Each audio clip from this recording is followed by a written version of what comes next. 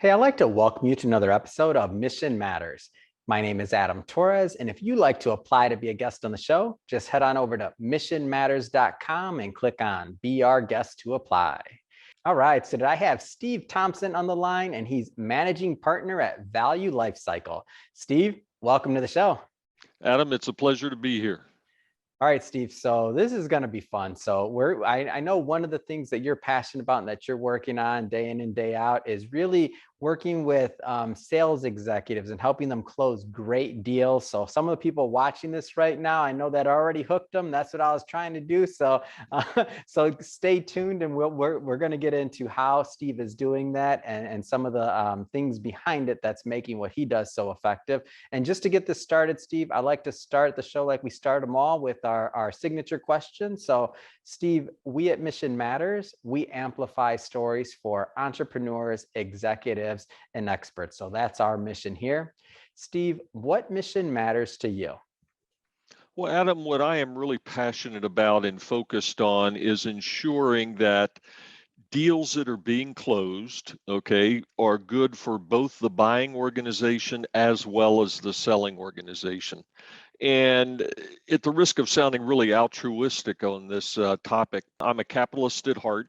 I believe that successful businesses can do more good for people in society than just about anything else. And when you look at the deals that are being done, there seems to be this preconceived notion that, well, deals are predominantly only good for one side, and that's absolutely a myth. The deals can be good for both sides. And when they are, both organizations, and the data is pretty clear on that, are more successful, and more successful companies can hire more people and create more opportunities as they grow. They have additional cash that they can use for philanthropic efforts. Mhm. So, I mean, there's a lot of good to be had from it. And so that's really what my mission is ensuring that we're closing great deals that are good for both parties in a business dealing. Man, you got me all fired up over here. Who doesn't like closing great deals? This is good. So awesome. Love bringing mission-based entrepreneurs and executives on the line. So, and you're obviously one of those.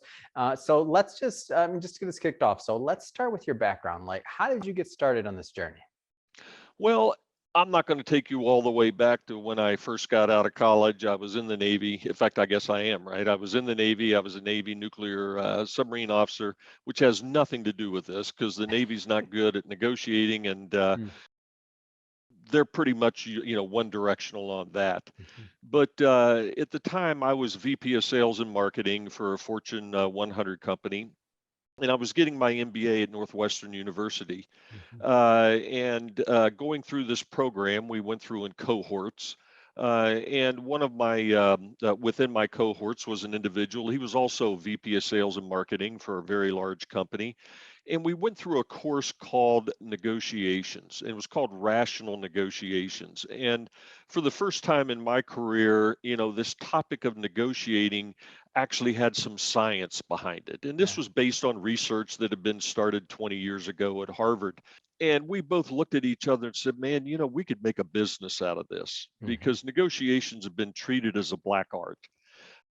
And in fact, we did. We approached the professor and took the intellectual property and started the business. And I mean, literally within 18 months, we looked at each other and we're like, we're two guys and a dog. And look at this, we got 3 Fortune 100 clients, and off we went.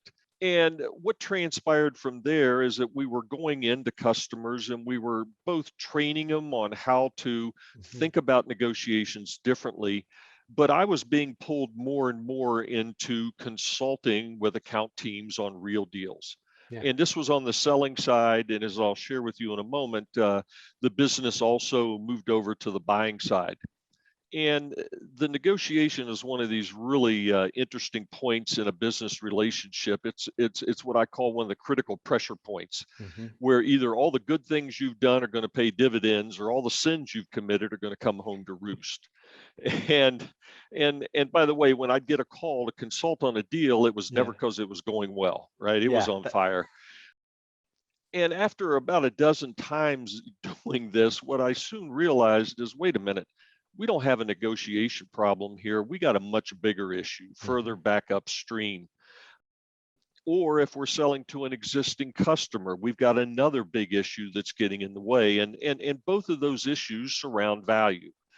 Meaning on the selling side, we didn't really create the potential for value for the customer. We were just pushing our product, our technology, our services, what have you. And we wonder why when we get to the negotiation, they're beating the crap out of us on price. Well, that's what we said it was going to be about, right? But even worse is when we're selling to an existing customer, and sometimes we may have had them for a decade or more, and we didn't know the value we delivered to them. Mm, And by the way, they don't either. Because you see, they mm. don't sit around thinking about us. They're thinking about their business. And when they've spent a lot of money with us and they're not sure of the value they've gotten, they become pretty sure they've spent too much. So, Yeah. this negotiation is going to be really tough. So that's what kind of evolved to this critical insight, that wait a minute, guys, at the end of the day, value is the currency of business relationship. It's the currency of selling, it's the Mhm. currency of account management, and it's probably the most misunderstood concept in business. And that's what fascinated me about it. So, we're going to go back into the idea of value and what that Hmm. looks like. And we'll go deeper into this, but I want to like take a step back just for a moment. So, here you are, you're starting on this path, you got your business going, obviously. So there's some people watching this that are maybe they're not quite as far along in that journey. Maybe they're on their first, business. Maybe they're on their second. First one didn't go so well, right? Like, what kind of advice would you give those that are kind of just getting started on that entrepreneurial side of things? Well, I will tell you, this is my third business, by the Mm, way, in this space. And I think the one piece of advice that I can give you is mhm, that you've got to be flexible.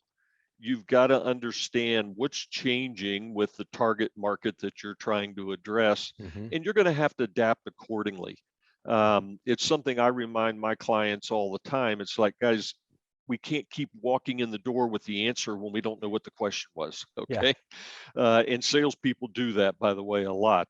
And that by being flexible, and I'll share a story with you during this period when I was doing a lot of consulting on deals, Mhm. working with account teams. And by the way, some of these deals were going to show up on the 10K and the 10Q of both the selling Yeah. organization and the buying organization. So there were a lot of zeros involved. And I had the senior vice president of a major client Mhm. pull me aside and he said, "Steve, look, we love the work you do. The training is, phenomenal. We love the consulting, but I tell you, when you work with account teams on deals, we get more value out of that than anything else." And Wow. he goes, "By the way, you're not charging enough for it." Now I just cracked up because I said, his name was Dave. I go, "Dave, look, I've been in sales a long time.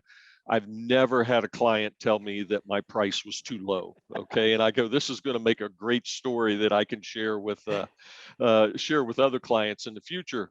Well, within 4 months, I had almost an identical conversation with the Wow. chief purchasing officer of another Fortune 100 company, and I was working with them on the buying side. Now, I'm not the smartest guy, okay, in the world, but I could kind of see the trend and I can connect the dots there. And I determined that, you know what, there's probably more value in this for my Mhm. clients than, doing the traditional work I'd been doing. So I started another company and it was focused just on that. Mhm. Invariably, we had to do some training and things to get people to start, shifting their mindset and looking at things differently and to have a common language. Yeah. But that's been, the preponderance of the work that I've been doing now. In that company, it was, really working on up to getting the deal closed. And that Yeah. was both on the selling side and the buying side. But then the evolution of something as a service, Mm. okay, really started taking hold. And now I had an opportunity to jump on that really big bogeyman, if you will, Mhm. what I call the killer question that I knew was getting asked on the buying side. And that Yeah. was, man, we've spent all this money with this particular company. What have we gotten for it? Yeah. And the reason I call that the killer question is if there's a clear, crisp answer on, look, here's the value they've delivered, Hmm. then it's like, okay, carry on. Okay, we're done here. But the vast majority of the time, there was not a clear answer. Yeah. And then suddenly, as a supplier, you got a big target painted on you. And by the way, the key individual that brought you in politically has a target painted on him or her. For sure. And so, when you get to a reoccurring revenue model, Hmm. now we're really getting to what's important to the customer at the end of the day. Because while sellers sell for a living, they often forget customers don't buy for a living. Okay, Yeah. they're in the business of their business. And the biggest disconnect that exists between selling and buying organizations is that Hmm. buyers are ultimately aiming for a new and improved outcome. That's why Right. they're spending money. Sellers are satisfied with just selling to a closed deal, booking the Hmm. business, cashing the commission check, and going on. And Hmm. and and look, I've worked in over 24 industries. This applies universally across the board. But you look within the technology industry and this advent of, again, something as a service, recurring revenue model, Yeah. suddenly this last phase of delivering the value, okay, and by the way, getting credit for delivering it is Hmm. critical for your business model. And so that's what evolved to my third company, and the one that I'm in now, Value Lifecycle, because really have to look at managing value all the way back from the marketing messaging to the sales value Hmm. prop to the deals that are closed. But then you got to go in and make sure you deliver on that value and get credit. Okay, it isn't Yeah. any good as a seller if you're a hero in your mind. Okay, you got to have the customer look you in the eye and say, "Yep, we got the value or more than we were expecting." Hmm. That's when you get painless renewals, you get enthusiastic referrals, and you're going to have a sales pipeline chock full of upsell and cross sell opportunities. And as you know, the easiest sale in the world is to an existing happy customer. Okay, and Awesome. life's good for everybody.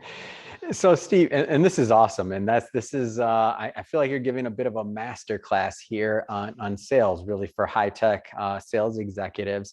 And when I think about like some of the prep that we did in this interview, Hmm. and you're very specific about one thing, and that was when we talk about I think I might had to change the word when I was going over this, is we were talking about how like how to close good deals is what I said, and you said no Hmm. no no no Adam, that's not what I do.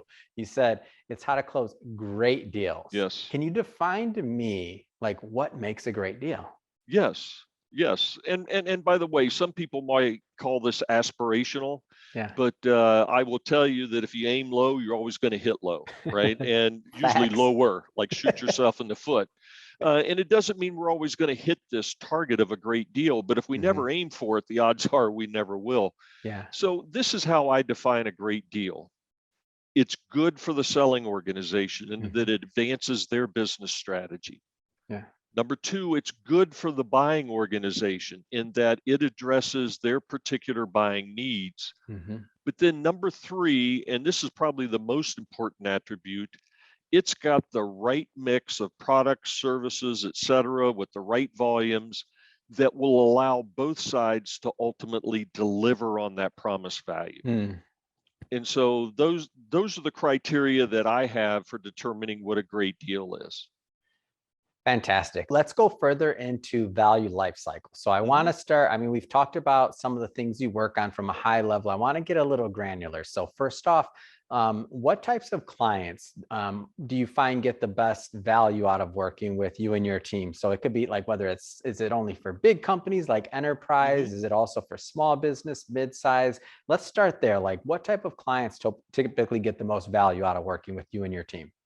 Well, my client base does range from the Fortune 100 down to Mhm. technology startups. And in fact, right now, I've got a number of startups that I'm working with to help them get through to some liquidation event, whether it's an IPO or being Mhm. purchased. And really, the sweet spot, I would say for me, when you look at any, and this is in the B2B space, by the Yeah. way, okay, that's where I specialize. When you look at any, B2B company, you can stratify their customer base. Hmm. And it's, roughly the 80-20 rule, meaning about 20% of their customers represent 80% of their revenue. Yeah. And for most of my clients, that's where they bring me in, is to address that really critical portion of their install base, or their Hmm. customer base, if you will. And by the way, since those are typically much larger companies and they do typically much larger Yeah. deals, they're usually pretty poor deals for the seller. Yeah. Okay, the buyer is leveraging their Hmm. size, their purchasing power, et cetera. And so, you've got 80% of your revenue that's really not that good, okay, Hmm. from a quality standpoint. And so it's really any company that is, in the B2B space. Predominantly now I am in the technology sector, Yeah. because I found the opportunity there is overwhelming, relative to a lot of other industries. And the main reason is, in the technology sector, everybody's in love with their technology. Yes. And the problem is, their customers aren't so much in love with the technology, they're more in love with what it can do for them, right? What are the outcomes that they can produce? And so for me, it's a really rich environment to be doing what I'm doing. I work with the marketing departments with these Hmm. companies, to help them tweak their value messaging from a, feature function, Hmm. bits, bytes, feeds, speeds focus, to, wait a minute, outcomes, okay, Yeah. for the customer. What does this mean? Same thing on the selling side. Get the selling motion away from features and functions to, this is what it's going to mean to you, Hmm. okay? And these are the outcomes that, by the way, we're prepared to get in the boat and row with you to that distant shore, of success. So that's pretty much what my focus is right now. So you work right now with a lot of different tech companies, and I Hmm. feel like, and what you said, I completely agree with. Everybody's in love with their own tech, but Hmm. I feel like has the buying cycle, or has that changed? Is it becoming like harder to buy, or is it easier? Like give me a feel for that buyer cycle side of things, because especially with tech companies, bigger, products, bigger dollar amounts, bigger value propositions, also many times. Tell me more about that. Sure. And I think you kind of really kind of danced around the core issue here on the technology side, and that is that the reality is, selling is becoming much harder, but the Hmm. reason it's becoming much harder is, buying is just overwhelming organizations. Okay, Yeah. it is incredibly hard to buy and make an informed decision. And Hmm. technology today is ubiquitous. When Hmm. when I get in front of a client and I ask them, okay, it's 2021, and you look at your technology infrastructure, or you're selling to a customer, how critical are the data in the Hmm. applications to the operation of that business on a scale of 1 to 10? Yeah. Well, it's an 11 for just about any business, okay? Yes. It's absolutely critical. Hmm. And then when I ask them, well, how do you use that? How do you use it, or how do they use the technology to run your business and make money? Hmm. Then it starts getting a lot fuzzier, okay? And Yeah. it's like, no, no, no, no, no. See, Steve, you don't understand. We just sell this really cool technology. And I said, Hmm. no, I do understand, okay? But your customers don't buy really cool technology. They're buying better business outcomes, because everybody right now who's in a critical decision position on the customer side, they came of age in the late 90s and the early Hmm. aughts, where companies were spending money like drunken sailors on technology. Yeah. And if you were on the sales side, it was a great time to be in sales, okay? Yeah. Because companies were just buying huge amounts of technology until we hit 9/11, Yeah. until we hit, the big mortgage crisis in 07, 08. And suddenly the brakes went on, and the companies that have been buying pulled back and said, again, that killer question, wait a minute, we just spent billions of dollars. What are we getting for this? And then you look at the success rate for technology rollouts, which is abysmal. Hmm. Okay. And the value delivered, and they became a lot more cautious. And in becoming cautious, they also understood that, this is the future of our business. Hmm. And suddenly it no longer sat in the IT department. Yeah. And in fact, in the US today, technology decisions, over 60% of them are made by the business. Mm. That's who's driving the decision. And they don't speak technology. Hmm. Okay. They speak business. But there's more and more of them involved. So on the buying side, you've got, the numbers range from 7 to, 14, depending on whose Hmm. research you're looking at. Decision makers are involved on the buying side. Now, imagine getting 7, much less 14 people in a room and getting them to agree on anything. Okay. And now layer on top of this, COVID-19 and this Hmm. virtual selling motion that's going on. Hmm. And the key thing that's happening now is most of the selling is Hmm. happening when the salesperson's not in the room. Yeah. It's his or her champion that is selling on their behalf. Now, with all the technology available today, the potential customer can go online. They can do Yep. incredible amounts of research into Hmm. your company, your products, your services, Hmm. other companies who've bought them. And yet, the selling motion that most people tried to adopt in this virtual environment was, Hmm. okay, I'm going to do the same thing I was doing in person. I'm just going to do it virtually. Yeah. And basically, I'm just going to be a two-legged brochure. Okay. But in this case, I'm a one-headed brochure on a screen. And I'm just going to spout out all this stuff they already know. Yeah. And in fact, they're overwhelmed by what they know. Hmm. And as I remind my selling clients, I go, the most important question to any buyer, Hmm. and they cannot Google the answer to this, and this is why you exist as a salesperson. The Yeah. most important question is, who understands me and what I'm trying to accomplish? Yes. That's what a buyer wants to get answered.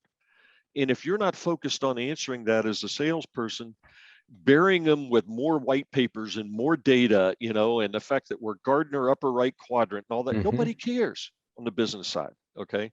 And they're the ones predominantly making the decision. So you're spot on. The issue Hmm. today is not one of selling, it's one of buying. How do you make it easier for customers to make an informed decision? So you brought this up couple times here, and you Mhm. you maybe you go through this pretty flawlessly, so you're on the buying and the selling side. I don't know if the Mhm. audience picked that up, but I think that's something that's very unique about your model and what you're able to accomplish. So like, how this come about? Like, because most people are either on the buying side or the selling side, but you do both for your clients. Yes. And typically, by the way, it's rare that I have a client that I'm working with the sales Mm, organization and the procurement organization. yeah. But you are correct. I work on both sides of the fence. And Hmm. it's interesting to me. And by the way, on the buying side, I got started the same way as the selling side. Yeah. They brought me in, said, Steve, we've got negotiation issues. We need you to help us become better negotiators. Right. Well, I'd get in there. And again, it wasn't a negotiation issue. Mm, What they, here's a typical example. Of chief purchasing officer give me a call and said, Steve, I need you to come in here and work with my team. They got a negotiation problem. And I go, mm, well, okay, how do you know? Man, we're just not getting the pricing that we want to get, yeah. from these suppliers. So I'm like, okay, I've seen this rodeo before, and I'll show up and dig into it. And the truth of the matter was, they didn't understand what a good deal or even a great deal looked like to them.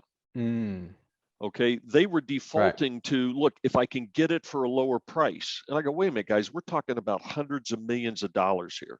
And I Hmm. get price is important. But if you're going to spend that kind of money, what are the real outcomes you're trying to achieve? And let's start with the end in mind and back into what this deal ought to look like. Hmm. Okay.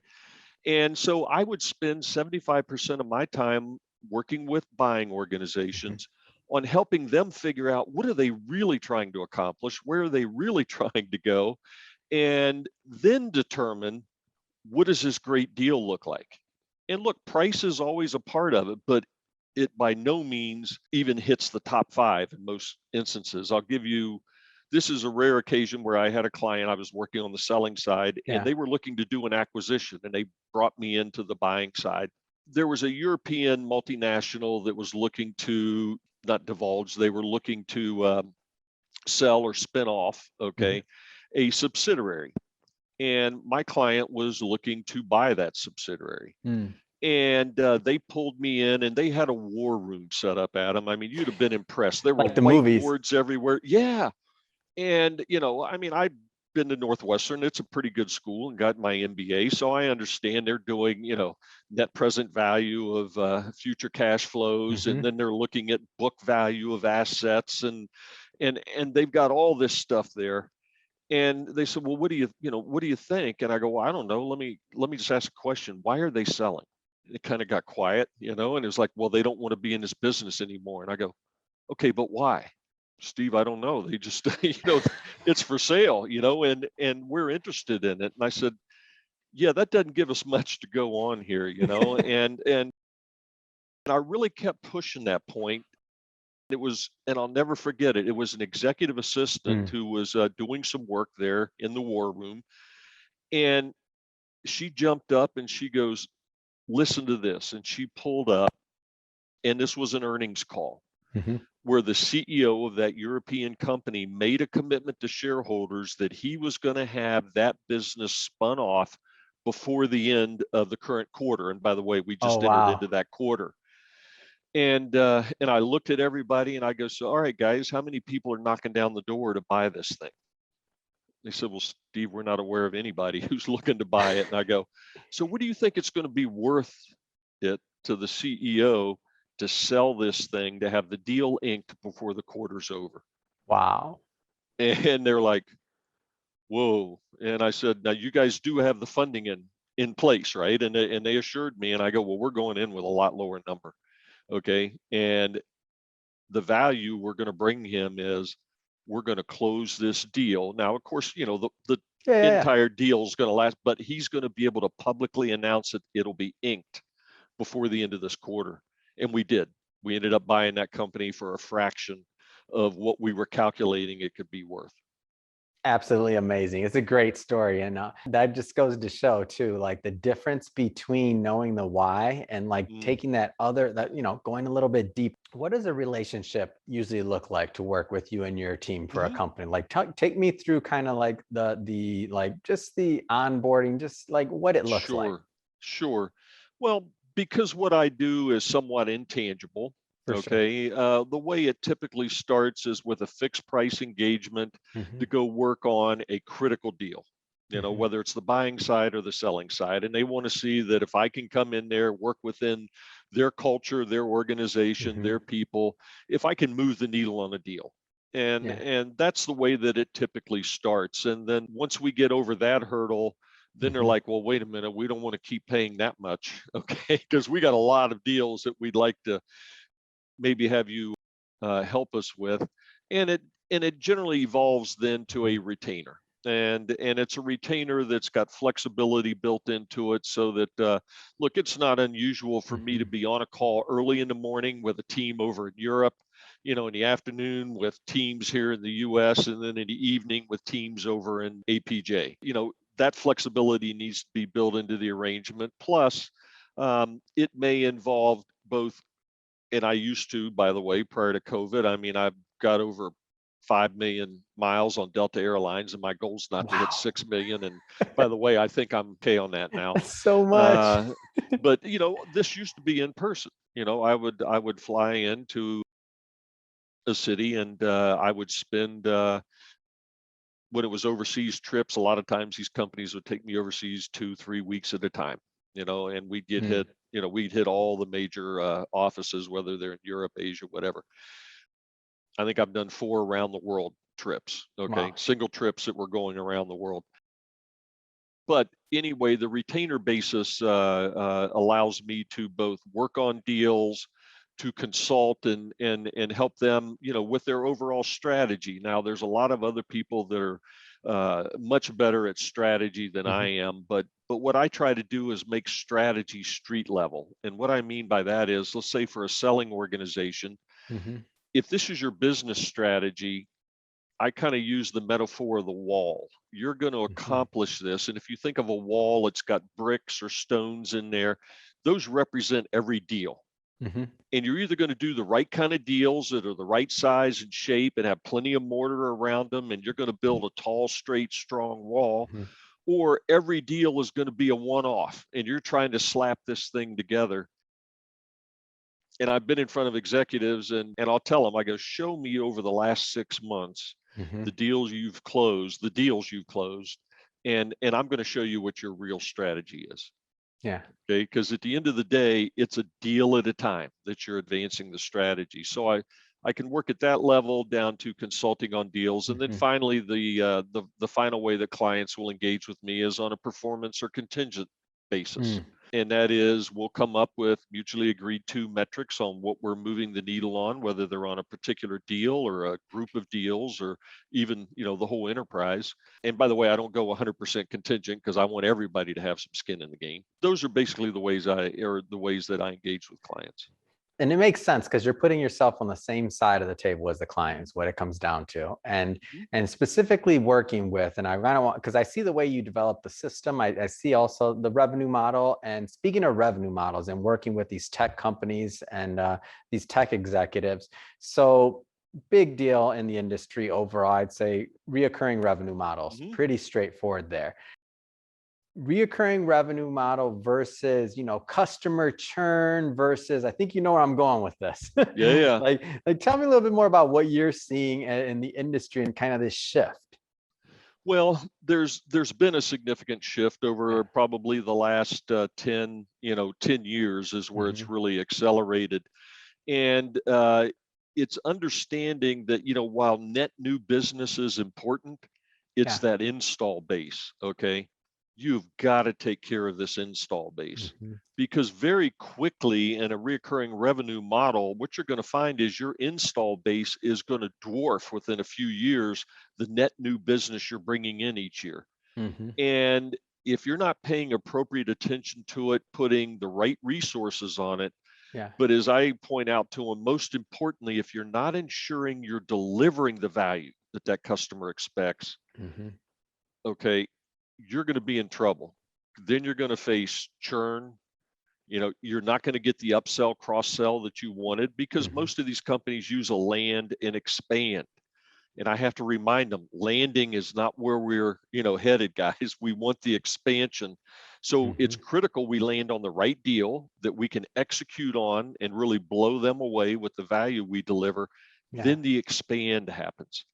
And when you build this machine up, and again, I build it around the value lifecycle model, which Hmm. by the way, that model was developed with buying organizations. Hmm. Several major buying organizations came to me and said, Steve, you know, we we're pretty good at buying office supplies, and we Yeah. can squeeze every dime out of this, but we've got mission critical suppliers, ones that we need a long-term relationship with, and that model doesn't work really well. Hmm. And that's where the idea of the value life cycle, really came from, was working with those organizations. Hmm. And the underpinning from the customer side was the desire for an ongoing business relationship. Well, that's the underpinning of any recurring revenue model. Yeah. Okay. And so that's how this has kind of, evolved to the point where it is right now. And value, the idea of value. So Hmm. this, I think, also makes what you're doing pretty unique in the marketplace. This is I believe you said your third value-based company that you've Hmm. started, and it's been all based on kind of building off of the previous work, I Hmm. believe, and it's Yep. gone further and further in terms of capability, what you're able to accomplish, what you're able to offer in terms of value. Of course, you started at value, you're building on it. Like what's next? Where does this go? Well, I'm not sure yet because there's still plenty of room in the journey because there's Absolutely. still lots and lots of misunderstandings about value.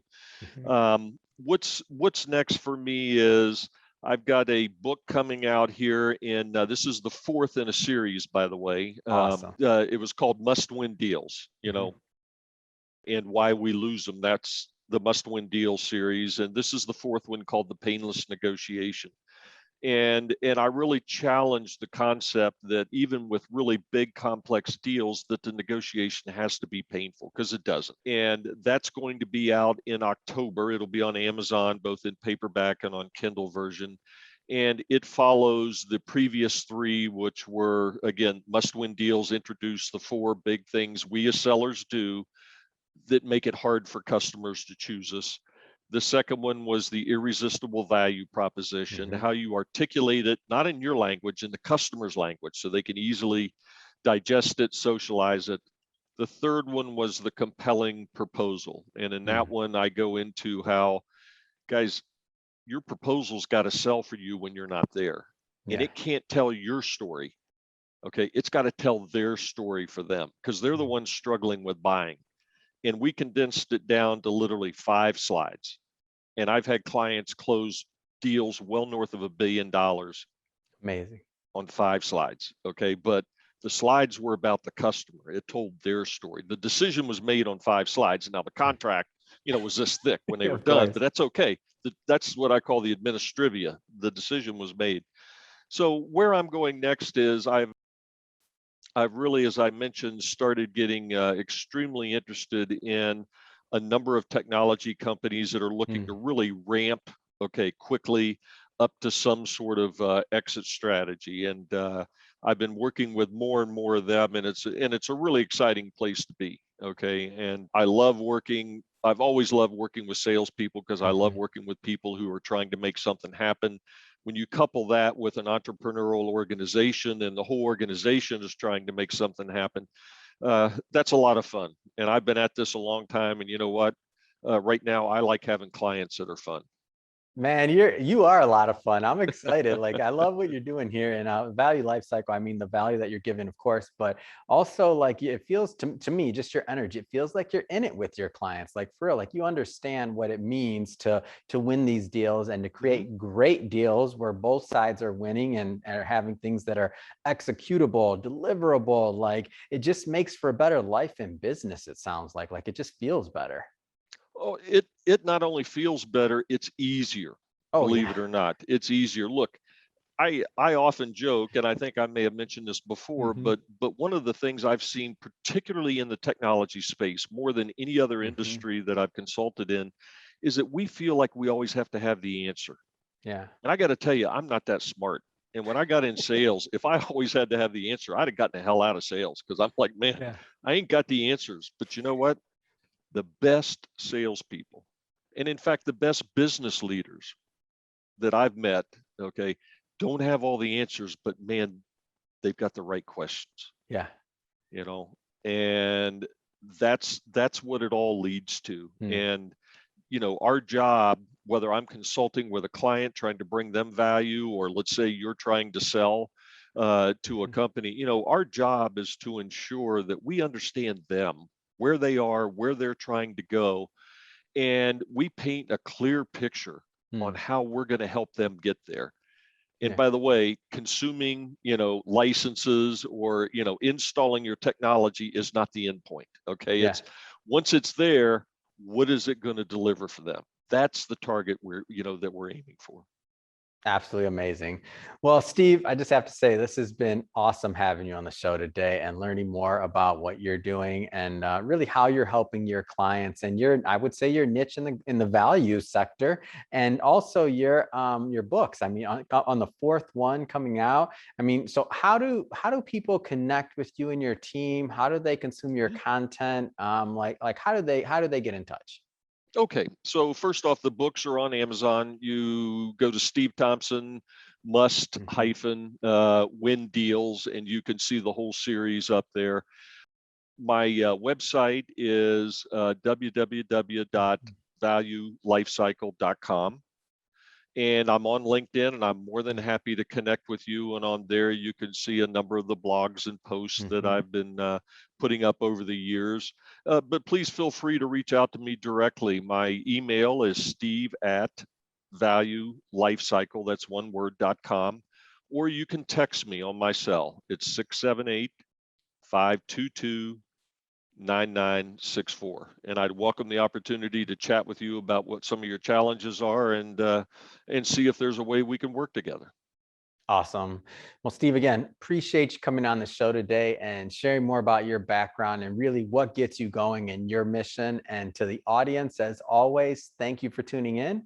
Hope you got a lot of value out of this. Hope you learned a lot and had some fun. We did. If you did, though, make sure you hit that subscribe button. We have many more value-based entrepreneurs and business leaders coming up, and I definitely don't want you to miss a thing. And Steve, thanks again for coming on the show. It has been a pleasure. Oh, Adam, it's been my pleasure. I thoroughly enjoyed it.